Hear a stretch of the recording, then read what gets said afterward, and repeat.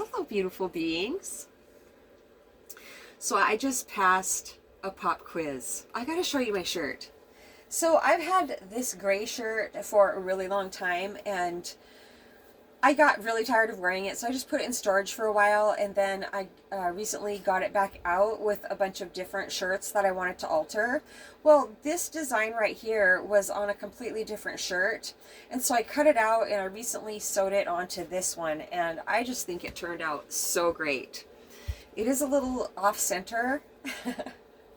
It should be this way more, but I just gotta leave it alone. I gotta let that go. That's just how it is.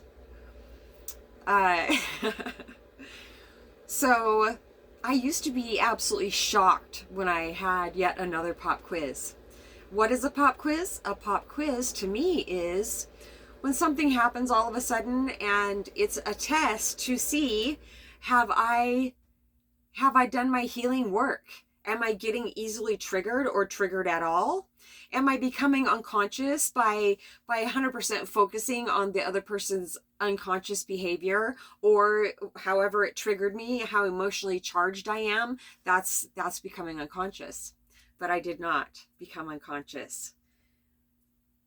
Just about a half an hour ago, I was walking Doozer, and okay, ancients, don't let me forget this part. Of course I won't. It's the main part of the story. But I think I said in my last video that I've been thinking about Ruby's dad negatively. And so it's important that when he does come into my mind, that if I can't just take the thoughts of him to presence, to like neutral, to basically just dissolve it of the thoughts in presence, then if I can't just do that, then I start thinking better thoughts about him, because there were really great times. And he is actually a very, very good person, highly intelligent also. Damn addiction, right? Oh man, really holds people hostage, it seems like, on planet Earth. But it's part of this learning experience. It's one of the lessons that we sign up for, is going through addictions and either recovering from them or not. And thank goodness I have recovered from all of the addictions that I've learned so much from having. So I've been thinking really good thoughts about him, and like downright loving thoughts, because there were times that I felt very loving towards him.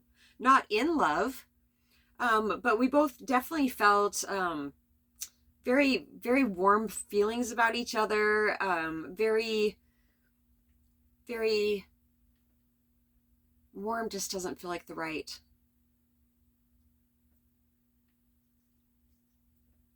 Yeah, hot, blazing hot. They're like, just go ahead and say it. But when we were just sitting and talking, which we did a lot of, it was very comfortable. We laughed a lot, and it was just wonderful to have those lucid times together.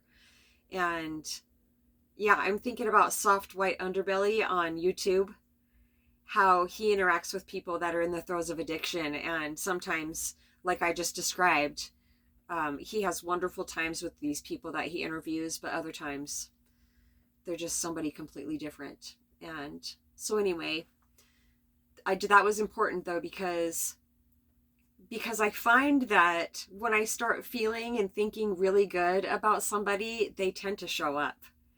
And but that's a good sign, because I've released resistance around that person, and that doesn't have anything to do with my twin soul that I talk about all the time. I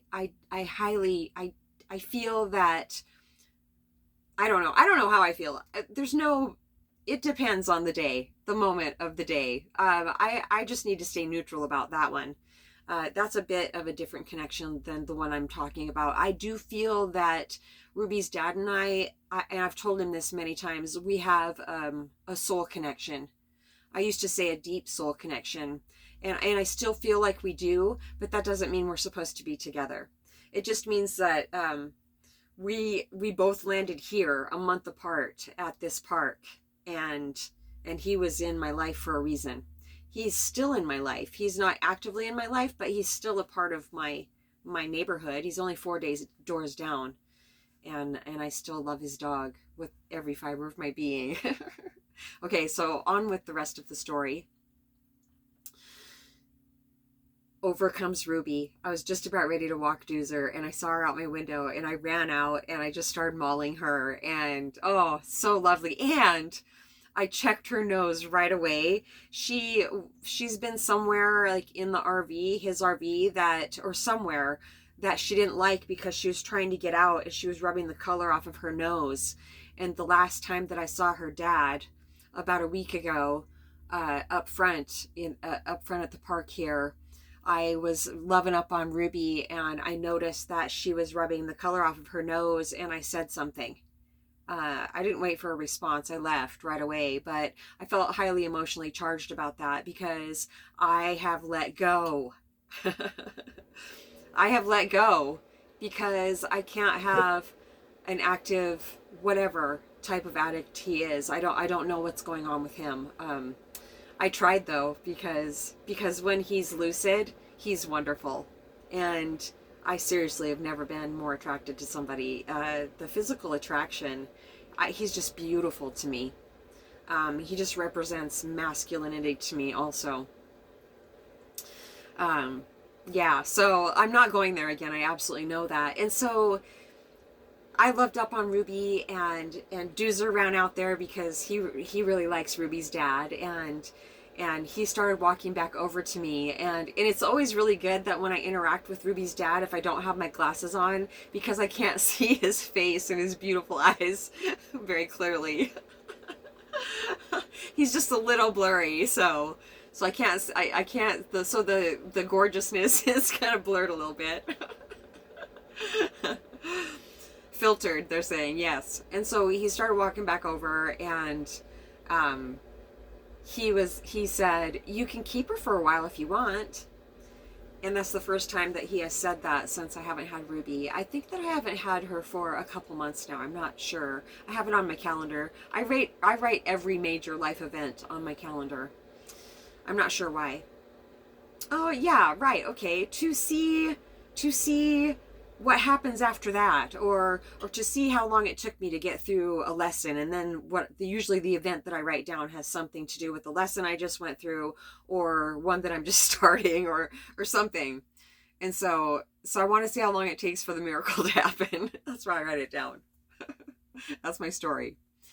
And so immediately when he said, you can have her over if you want for a bit, I was able to stay present, and I was able to pause. There's been a part of my persona that hasn't felt like I could pause.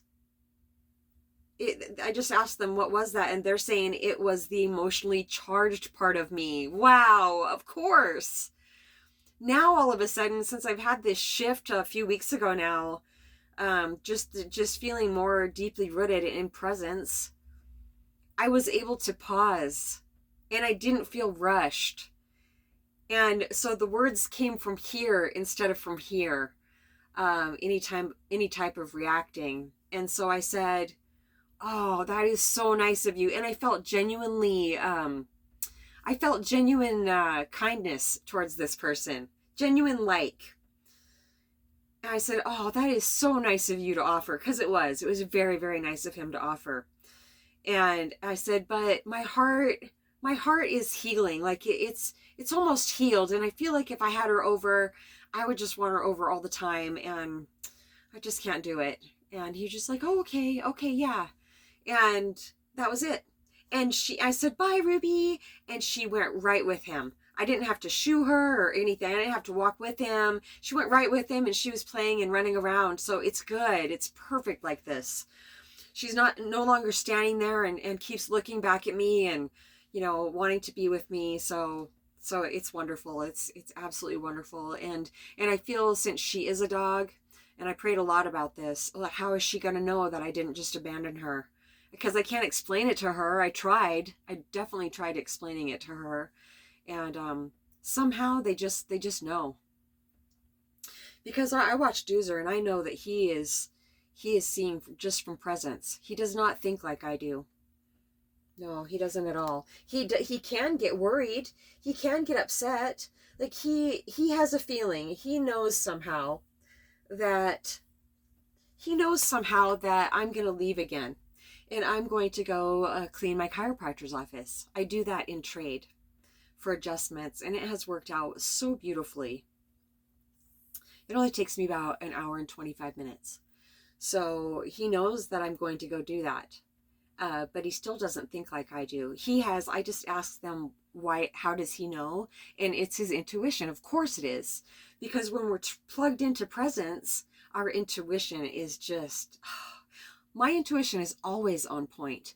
But it was me having this human experience that I needed to do a lot of work these last many, many years. Well, my whole life, basically, since I discovered, but about 1989, that's when I really started my my seeking, my journey, my spiritual journey. I feel like it's all spiritual, but anyway, okay, so I feel like I bunny trailed. What was I just saying?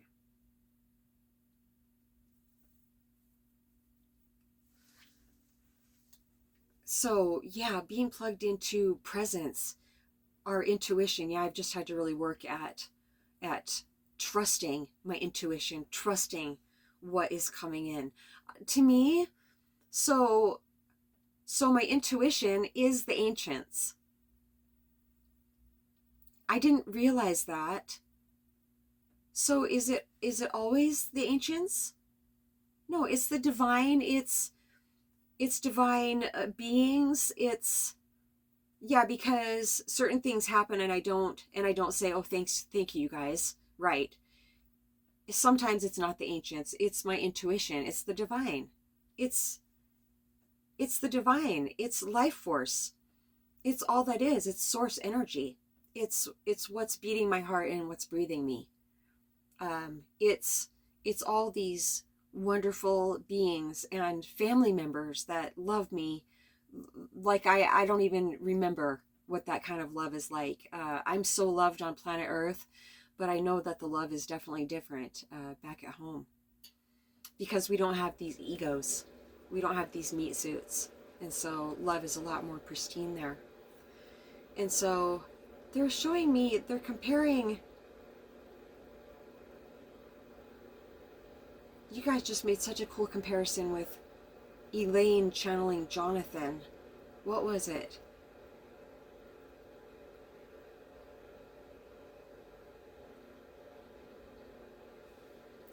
Yeah, trusting our intuition it does seem like it has everything to do with channeling also. Only for certain people, I guess. It's all endlessly fascinating to me. And just the synchronicities have been off the charts lately. Ancients, is there anything else we want to talk about? Yeah, okay. More about my pop quiz that I passed. So, how I have graduated is I don't have any desire to interact with him. I've had thoughts about it, but there's no life behind it anymore, because I know, just like with drinking, that's such a good example. Just like for me with drinking, I would have to take everything that comes with drinking. And even though I've been thinking good thoughts about this person and I had a really good interaction with him recently, it doesn't mean that our interactions would be any different. Beyond that, no, I would still get what I got before, and I can't have that in my life. I absolutely can't. That's no bueno.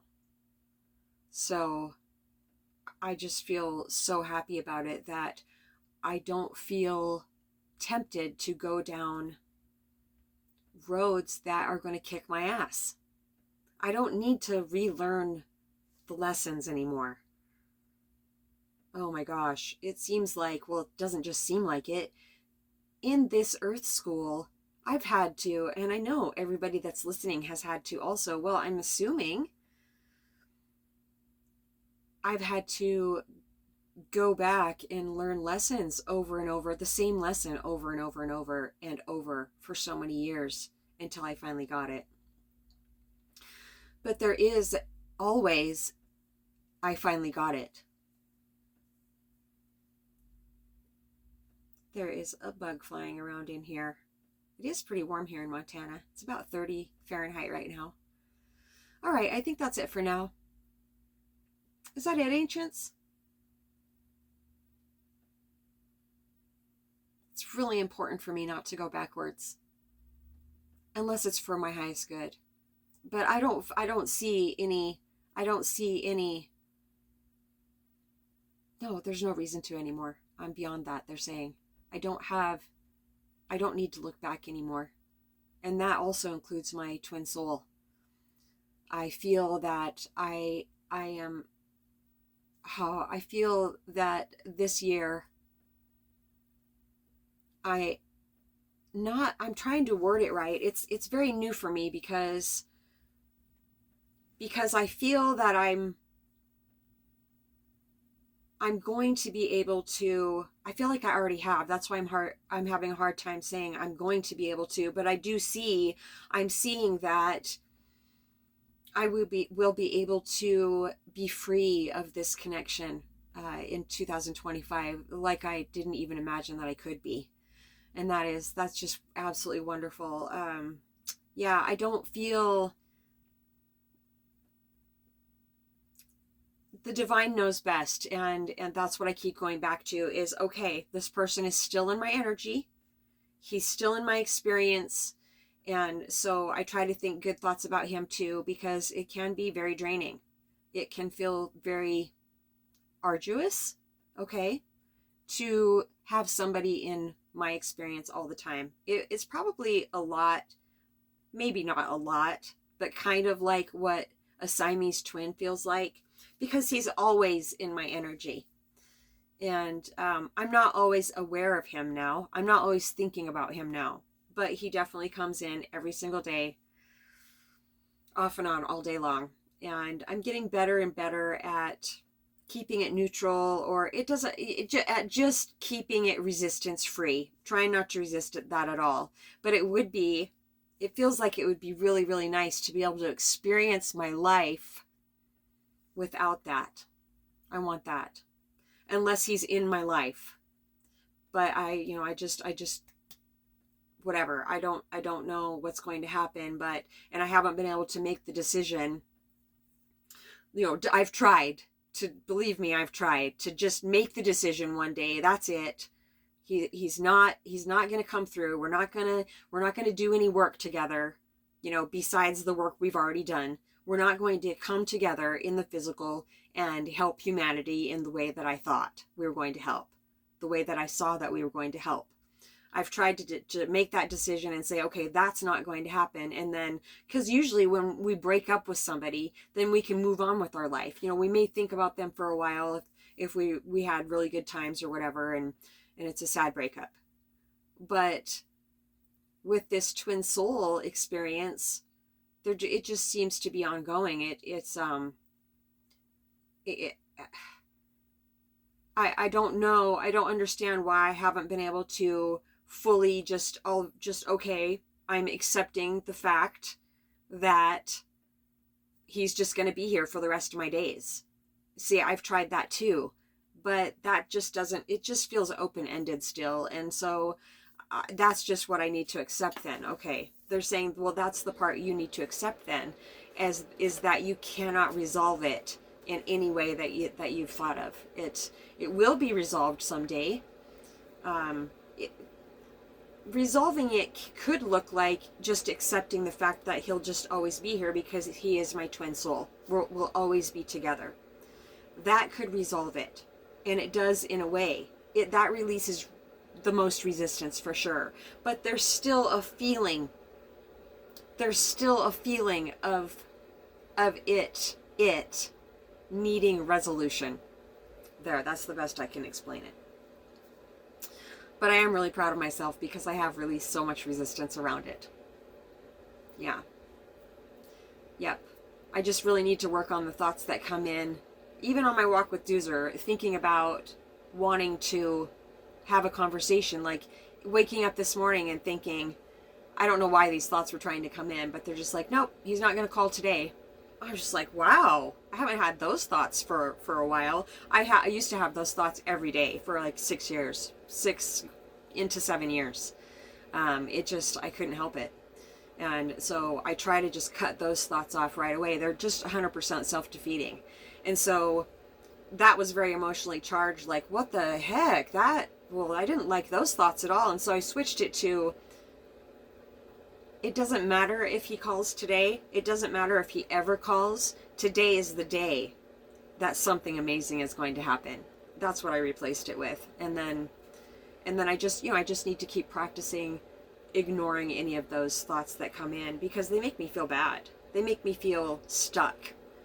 And that's all resistance. And when I'm trusting the divine and that everything is always working out for me and everything is in divine and perfect order, because that's a fact, when I'm trusting that, then I feel just the expansiveness of my being. And that's my favorite. So I'm okay. I'm going to go clean this office. And is that it? Is that it, ancients? I love you, ancients. I love you so much. The other day they said, thank you so much for reminding me of that. The other day they said that the reason I can channel them is because I am an ancient also. But there's a paradox, because in the time that I have been channeling the ancients, I have learned that anybody can channel the ancients. Absolutely anybody. So I was talking to the ancients about that today, about that paradox, and they said that in the way that I am channeling them, that is unique to myself, but anybody can learn to channel them because they're ancients. There's an infinite amount of ancients, and so there's an infinite amount of guides for people to learn how to channel. And those guides, those ancients, will be specifically for that person. Yeah. So I just asked them, so when other people learn how to channel the ancients, okay, so they're saying that so I asked them, so anybody that learns to channel the ancients, will they have an infinite amount of ancients behind them also? With them? And they said, yes, we all have an infinite amount, but depending on the person, they won't be perceiving an infinite amount. They'll be perceiving like one, maybe, because that is what would bring them the most comfort. Whatever will bring the person the most comfort, that is what you will see. That is what you will perceive. So if you would like help hearing your guides, hearing your intuition, hearing your guidance that is coming to you every single day of your life, or if you would like help, even though we haven't done it yet, I don't know if there is a done with this twin soul connection. If you have somebody in your energy and you haven't learned how to release resistance around that, to remain peaceful and out of your head, we would love to talk to you about that. Hold satsang about that. Satsang is really just a heart-to-heart conversation that brings deep, deep relief. That's it for now. Satsangwithmamaji@gmail.com. Thank you for my lovely comments. And my new subscribers, 204. How beautiful is that? What a way to start 2025, huh? Yeah, with 204 subscribers. What a gift. What a blessing. What a gift to change your life with just one shift. Love you so much.